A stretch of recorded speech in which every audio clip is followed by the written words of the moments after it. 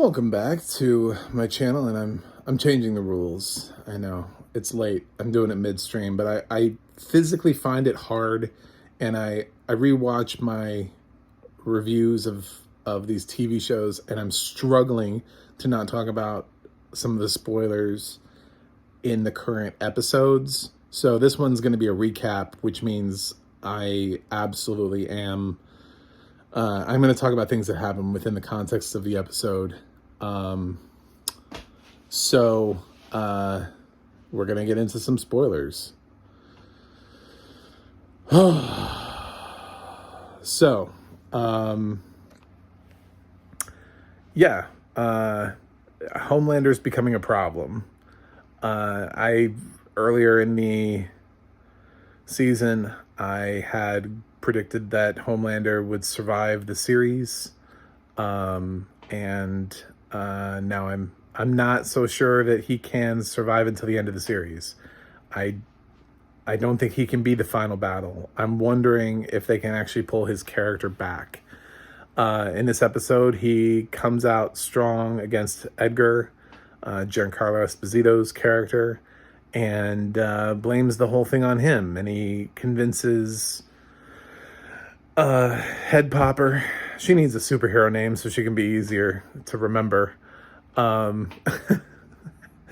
The Head Exploder, to out him as being the one who's been behind all of the corruption, which inadvertently is part of Homelander's plan so that he can run Vought. As he says at one point, he's like, it's a superhero business. We're in the superhero business. It should be superheroes running the business. But he doesn't really mean superheroes. He just means him, because he doesn't treat anybody as his equal. There's no one. Probably the only person he fucks with the least is Noir. And Noir hasn't really done much this season. I mean, he pops in and out, but he really has not participated. But also, when you look at the Seven, he's also the one that Homelander doesn't fuck with. He just leaves Noir alone. I mean, Starlight, she makes a mistake of telling her friend, Soundwave or whatever his name was, about the revolution that's happening. And that dude made an even bigger mistake by trusting A-Train. And as soon as that was happening, I was like, dude, why are you telling A-Train? Why, in God's name, would you recruit A-Train? Like, that dude has no backbone at all. He has no powers anymore. He can't run, because if he runs, his heart's going to explode. So he can't even stand up to he can't even run away from Homelander. Like, what's he... that dude is useless in a fight. Why would you recruit A-Train? Which, of course, led to the final reveal death sequence for our short-lived superhero, whose powers I wasn't even 100% sure what it was that he did. I always just heard music play, and I was like, how is this useful in combat? Like, do they just need, like, a human boombox? Like, what does he do? Like, does he just play dope music in the background while they fight? Like, what purpose does he serve? So I didn't really understand how he was going to be a strong fighter anyway, but I definitely thought he would make it longer than episode 4.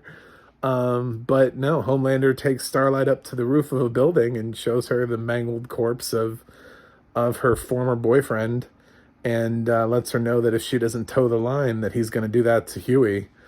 And that is disturbing for Starlight, and she understands, and I think everybody, all audience and everybody, just kind of realized in that moment that who's the main villain of the season? Homelander. We could be Soldier Boy. We did also find Soldier Boy in episode 4. All of Butcher's whole mission out there in Russia, which he sent Kimiko into as an assassin and to do work for the the Russian that is trying to get Frenchie back. But Butcher made a deal that saved Frenchie and saved the girl that Frenchie was trying to save, but it meant that this other dude had to die. And in order for that to happen, she had to go in and use her superpowers to assassinate this guy. And yeah, with dildos, lots of dildos, and they're like superhero dildos too. So they're like Homelander and A-Train and the Deep and people like that. This is weird. We live in such a weird universe. So, like, people are getting killed with, like, his guards rush in and she kills them too with dildos, and it's just, of course, because it's the boys. I would expect nothing less. Later on, though, you know, she's trying to say to Frenchie, she's like, I'm out. I can't do this anymore. And Frenchie's like, we'll go anywhere you want. You know, let's just finish and then we'll leave, type of thing. And then she dives to save him, which ends up wounding her and possibly killing her. We're left in a place where she may not come back. Frenchie's over there screaming that she's not healing, and she's out.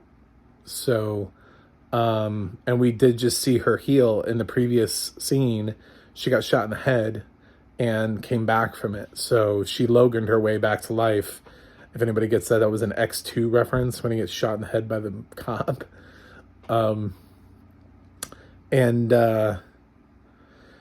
But this time she didn't. And my theory on that is that Soldier Boy's power, since Soldier Boy doesn't do anything, he doesn't talk, or he was in this tank and they kind of like released him. And it's obvious that they were messing with powers because they have this hamster that has super abilities, which was kind of a hilarious scene and gory.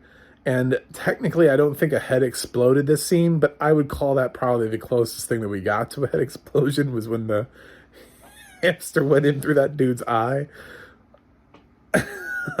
This show is creative. I have to give it points for creativity. Every episode, it does something that I would have never thought of on my own to put into a television show. I think Soldier Boy is going to end up being the thing that can defeat Homelander. I don't know if that means that Soldier Boy will survive or if Homelander will kill Soldier Boy, but I have a feeling that he's like Rogue from the X-Men. Essentially, he can drain powers. I think that's what his ability is now. So what he did is when she got hit, she lost her abilities. So he's like a neutralizer. So presumably, they could end Homelander if they could get Soldier Boy to blast him, so that Homelander wouldn't have his powers. Then they could end Homelander. I don't know that that'll happen. I just feel like Homelander is the permanent villain.